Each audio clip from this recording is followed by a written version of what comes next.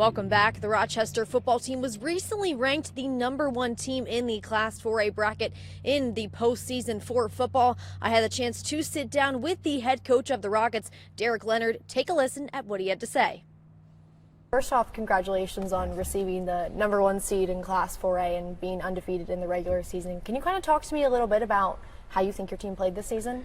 Man, it was real good. You know, I thought the last game was probably the worst, but it's hard to win at Griffin, and so anytime it's the first time actually winning. It's hard to say Ken Leonard's field, but it's his field, and that was tough. So got through some adversity, won, and so for our kids, we won more state championships than we have conference championships, and so I told our guys that's a big accomplishment, and so that's kind of always our first one, is to be conference champs, and then be undefeated conference champs is really cool. So I was really proud of the kids. They played, like I said, great. It's been a great season, and they haven't had too much adversity, so it's kind of good we felt that at that last game. And the next question, what does it mean to earn the 1 seed in Class 4A? And can you kind of talk about how you're feeling heading into the Friday matchup against Lincoln? Yeah. 1 seed's important just because the IHSA does it a little different, where you don't automatically get a home game if you're the higher seed, which would be nice. But if it's ever even, you do get this. So a lot of times you end up getting, say we get lucky enough to go to the state championship, you get usually 3 out of 4 home games, which is huge. We've been good here so far, and so man, as many times as you could play at home, and especially in the state of Illinois, where some teams might have to travel 3.5 hours.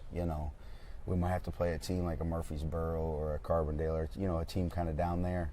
And so anytime you get them to travel here, it's huge. So having the 1 seed, that's important, probably mainly just from that standpoint. And then to play Lincoln again, I hate rematches. I think all coaches do.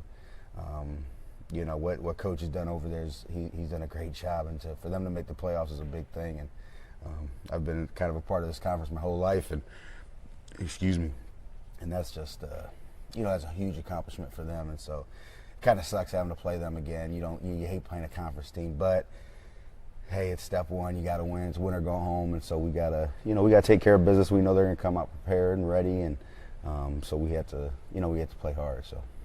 And then can you kind of talk to me about playoff expectations and how your team is feeling? If you've kind of talked to your players at all about how they're feeling heading into the playoffs? Yeah, and I haven't yet. Probably that is always going to be. You have to take it as such a coach talk, but it's taking it 1 game at a time. And just being able to, man, focus. Yeah, we beat Lincoln the first time, but man, I've seen it so many times where you beat a team in the regular season, they come and beat you in the postseason, and you see it in all sports. And so we got to come out focused, and being the 1 seed doesn't guarantee anything. You got to go out and win, and you got to go out.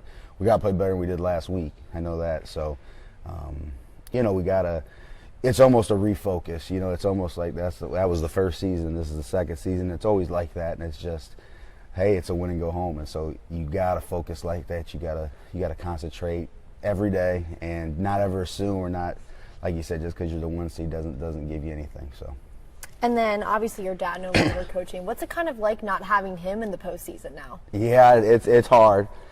The whole year's been weird, just because that's been our element for our whole lives, is me watching him really from a distance, and then coaching, in the same conference, and us always following each other. And now he's been kind of focused on me, which is interesting. And it's been good. It's been good to have him around a little bit, and he's doing our character education for us, and so he's been awesome to have around. But it has been different. This is, like I said, the first year where it's been like this, and so I think he's enjoying everything. He's got 3 grandsons that he's following around. They got sports all the time, and so he's a lot more busy than he thought he would be, and so it's interesting. It's still Griffin's still home to me, and so what John does and what those guys do over there is interesting. They got a good draw, and hopefully they can go up there and win.